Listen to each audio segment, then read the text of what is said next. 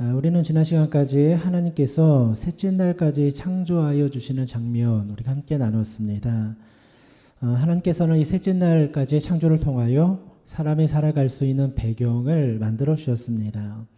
첫째 날에는 빛을 만드시고 둘째 날에는 물을 만드시고 또 셋째 날에는 땅을 만드셔서 사람들이 살아갈 기반을 만들어 주게 되었죠. 그리고 오늘 읽은 본문의 말씀 넷째 날의 창조가 나오고 있습니다. 앞에서도 말씀드렸듯이 첫째 날의 창조와 넷째 날의 창조는 연결이 되어 있습니다. 하나님께서는 첫째 날에 빛을 만드셨죠. 그리고 이어서 넷째 날에는 그 빛이 발하는 발광체를 만드셨다. 오늘 본문에 기록이 되어 있습니다. 그러니까 빛이 먼저 창조가 된 이후에 그 빛이 발하는 발광체를 만들게 되었다는 겁니다. 여기서 말한 발광체라는 것은 우리가 보고 있는 태양이나 달, 별들을 의미하는 것이죠. 오늘 그 말씀이 14절에 나오고 있습니다.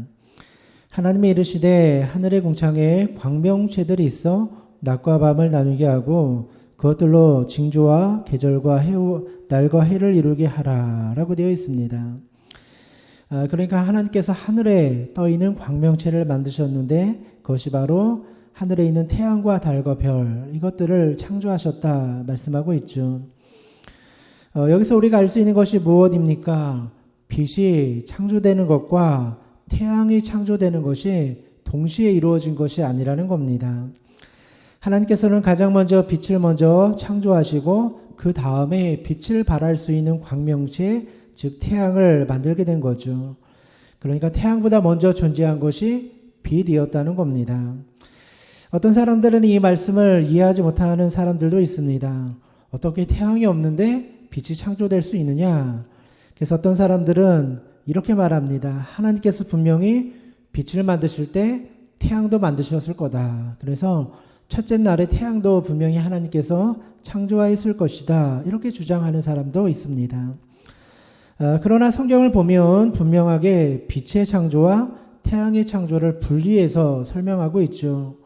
그렇다면 왜 굳이 빛이 창조되는 것과 태양이 창조되는 것을 나누어서 기록을 하고 있을까요? 여기에는 중요한 의미가 있죠.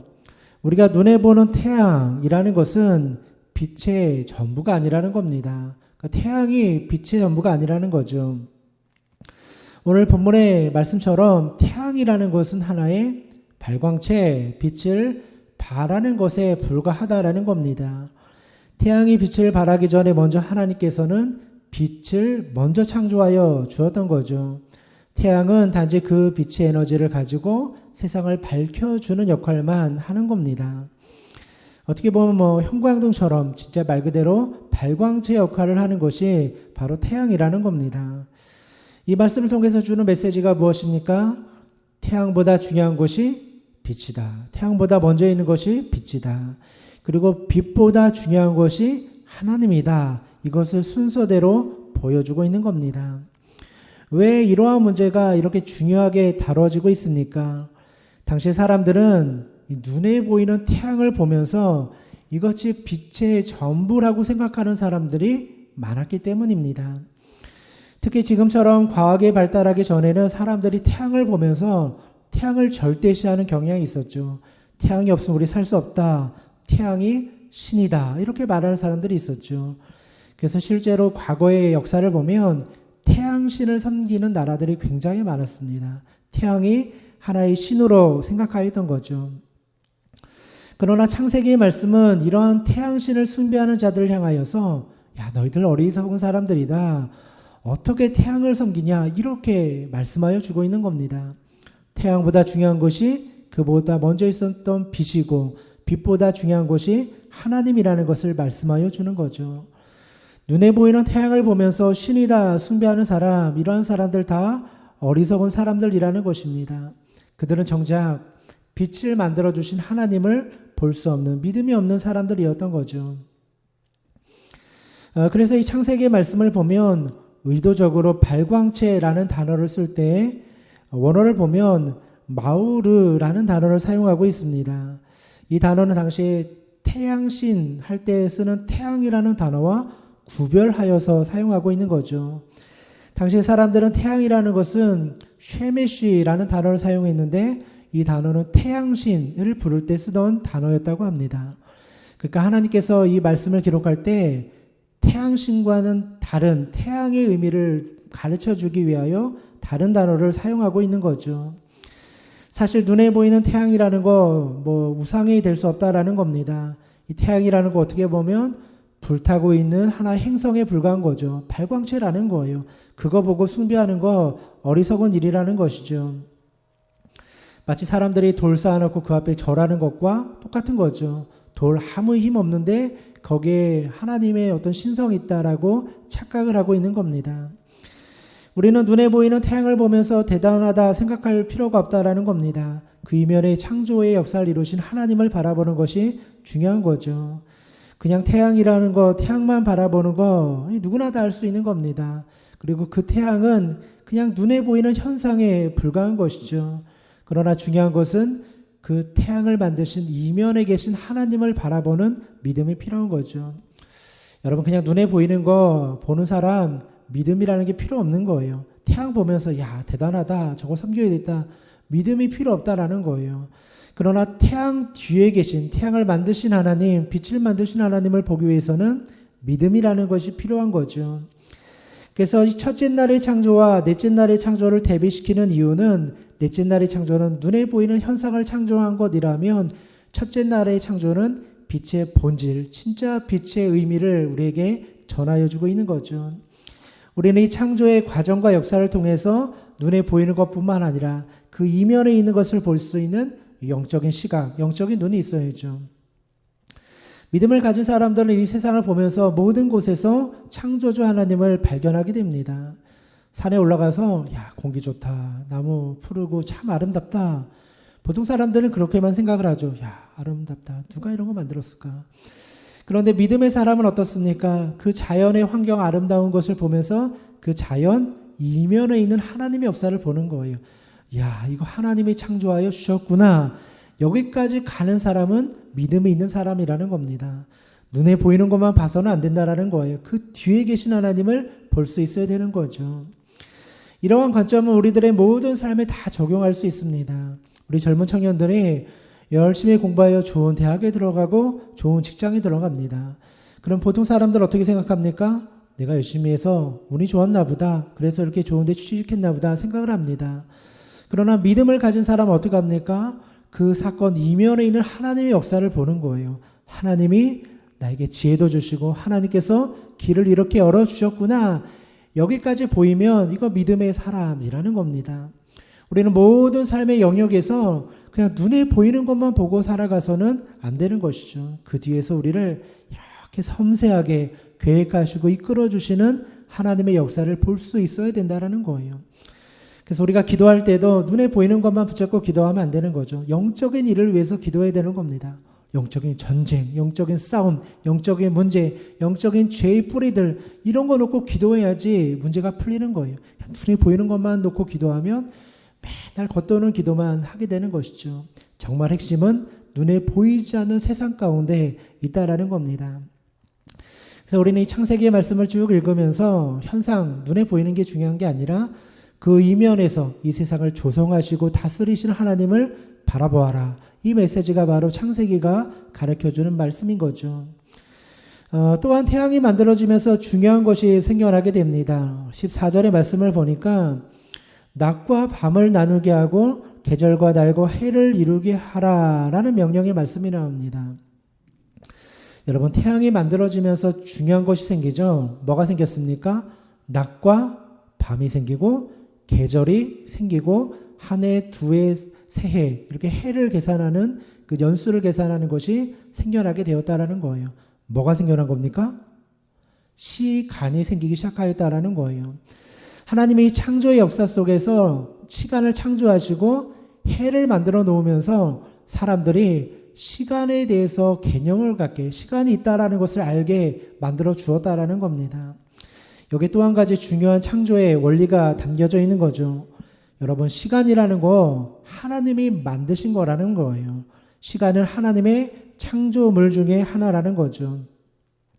하나님께서는 이 시간을 만드시고 그 시간이 우리가 그 시간을 계수할 수 있도록, 시간을 알 수 있도록 지혜를 허락하여 주었다라는 거예요.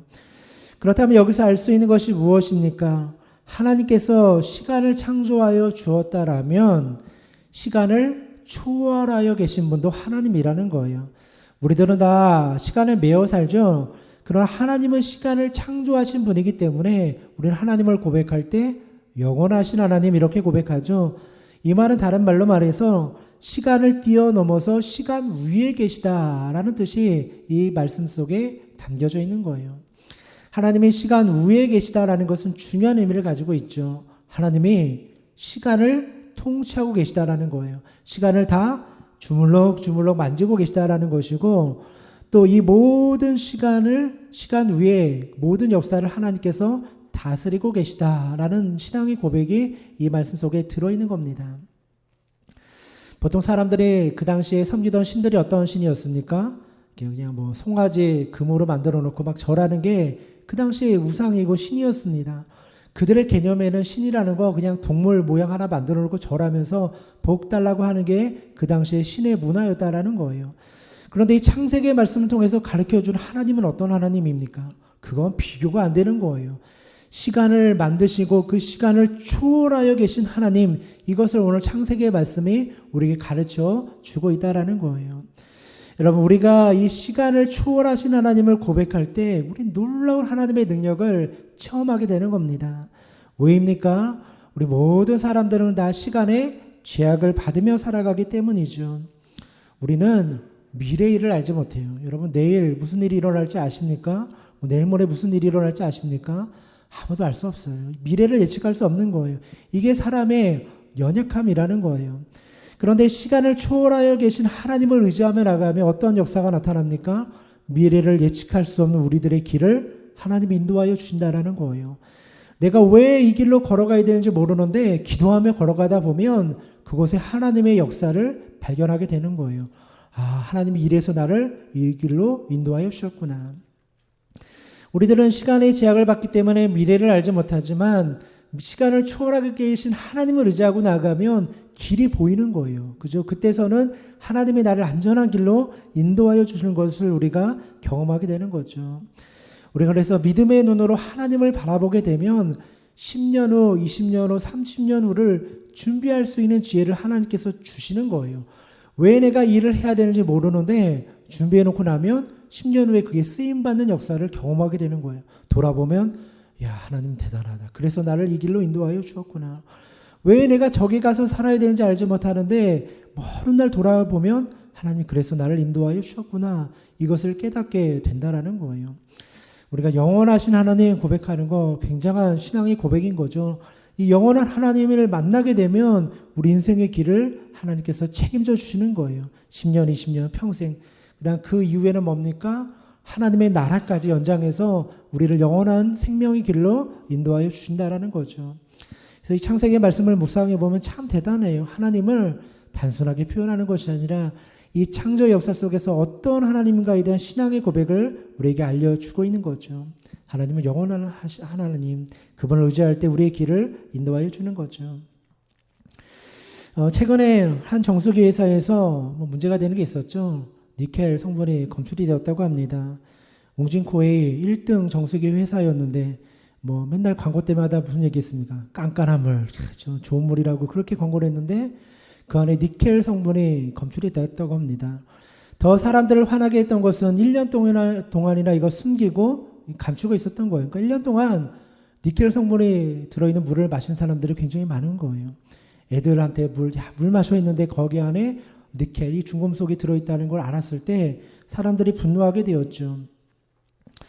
이 회사는 1년 동안 숨겨놓으면서 숨기고 몰래 제품을 교체해 주기도 하였습니다.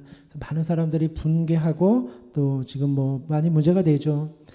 저도 예전에 웅진코웨이 정수기를 썼습니다.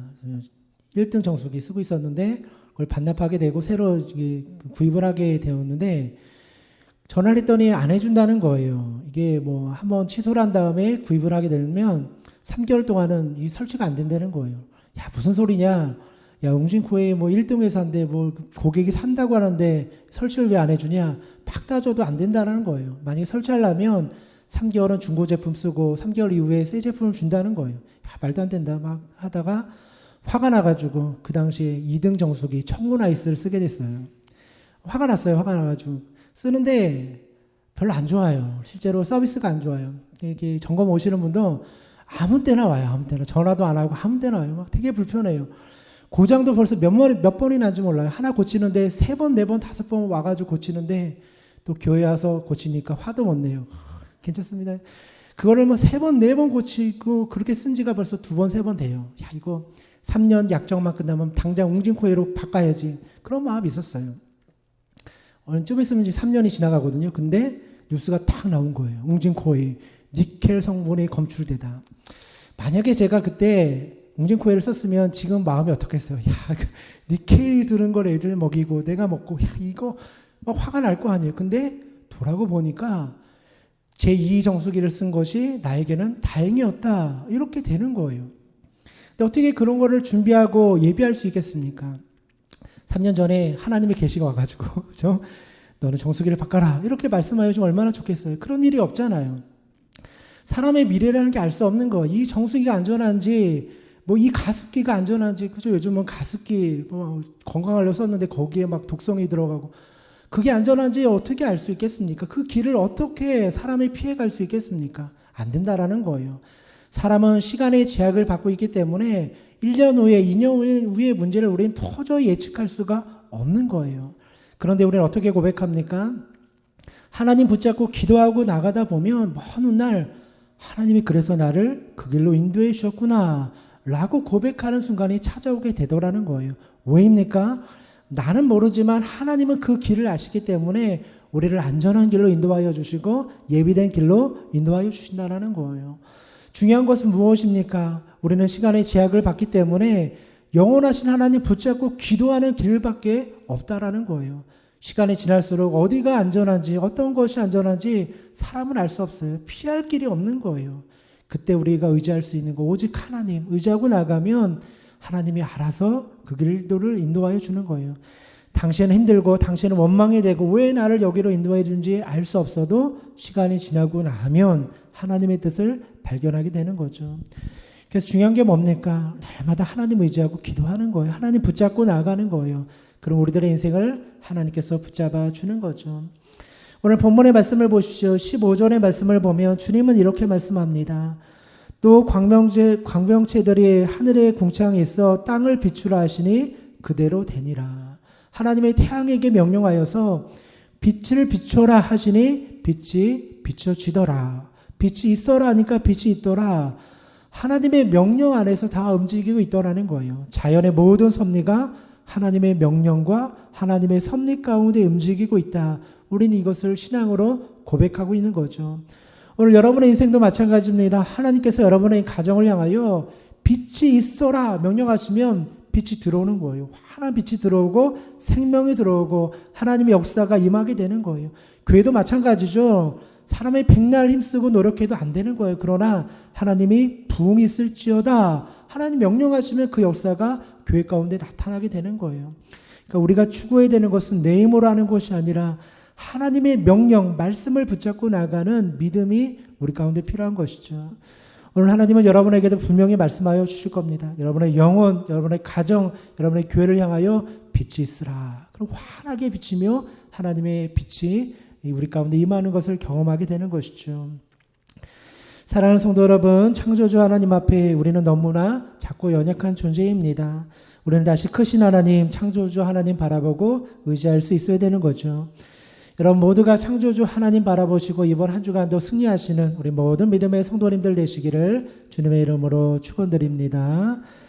함께 기도드리겠습니다.